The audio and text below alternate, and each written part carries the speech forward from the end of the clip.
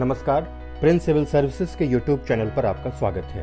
हम IAS, RAS एवं अन्य स्टेट पीसीएस परीक्षाओं को ध्यान में रखते हुए करंट अफेयर्स नॉलेज प्रोग्राम की एक सीरीज प्रस्तुत कर रहे हैं। आशा है यह आपकी परीक्षा के लिए काफी उपयोगी साबित होगा। इस करंट अफेयर्स नॉलेज प्रोग्राम के अंत में एक सवाल आपके लिए है जिसका जवाब हमें कमेंट सेक्शन में जरूर दें। तो आइए शुरुआत करते हैं। पिछले सेशन में एक सवाल आपके लिए हमने पूछा था, जीएसटी परिषद यानी जीएसटी काउंसिल की अध्यक्षता कौन करता है।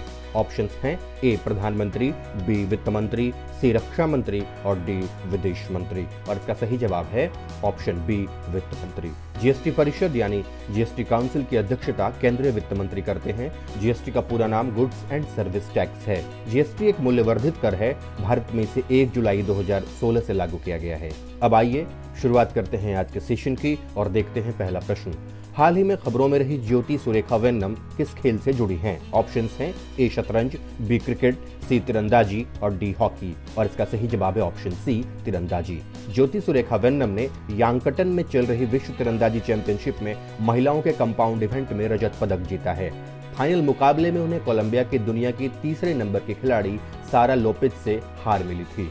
इससे पहले भारतीय महिला और मिश्रित टीमों ने विश्व चैंपियनशिप में रजत पदक जीते थे। अगला प्रश्न है, न्यूयॉर्क में आयोजित सूचना और लोकतंत्र शिखर सम्मेलन में भारत का प्रतिनिधित्व किसने किया। ऑप्शंस हैं ए राजीव कुमार, बी अमिताभ कांत, सी निर्मला सीतारमण और डी अनुराग ठाकुर। और इसका सही जवाब है ऑप्शन डी अनुराग ठाकुर। केंद्रीय सूचना और प्रसारण मंत्री अनुराग ठाकुर ने न्यूयॉर्क में आयोजित सूचना और लोकतंत्र के शिखर सम्मेलन को संबोधित किया। उन्होंने लेह लद्दाख से शामिल होकर चर्चा में भाग लिया। सूचना और लोकतंत्र के लिए अंतर्राष्ट्रीय भागीदारी 26 सितंबर 2019 को न्यूयॉर्क में शुरू की गई थी। इसका उद्देश्य राय और अभिव्यक्ति की स्वतंत्रता और स्वतंत्र, बहुलवादी और विश्वसनीय जानकारी तक पहुंच को बढ़ावा देना है। अगला प्रश्न है, हाल ही में बंगाल की खाड़ी में विकसित हुए चक्रवात का नाम क्या है। ऑप्शंस हैं ए गुलाब, बी कमल, सी कैटरीना और डी गुलदाउदी। और इसका सही जवाब है ऑप्शन ए गुलाब। चक्रवात गुलाब हाल ही में आंध्र प्रदेश में पहुंचा। इसके बाद यह कलिंगपट्टनम से बंगाल की खाड़ी के तट को पार कर गया।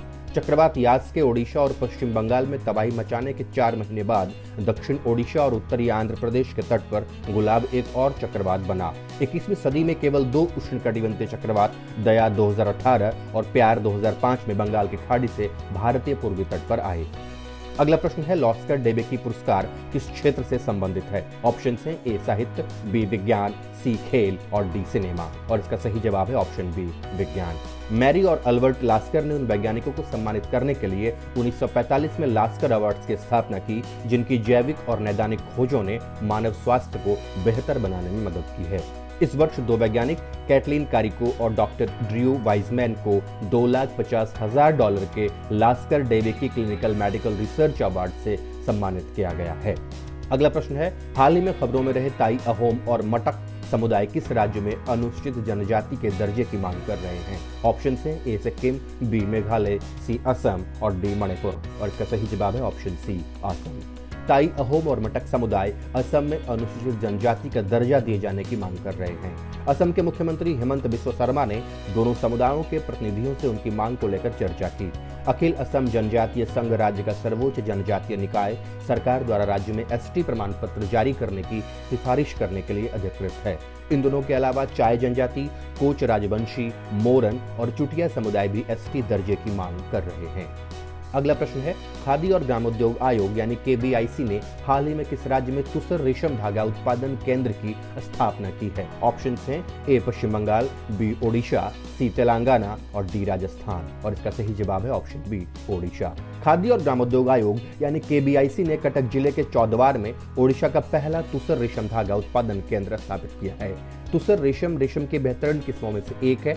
रेशम ओडिशा में कुल खादी कपड़े के उत्पादन का लगभग 75% शामिल है।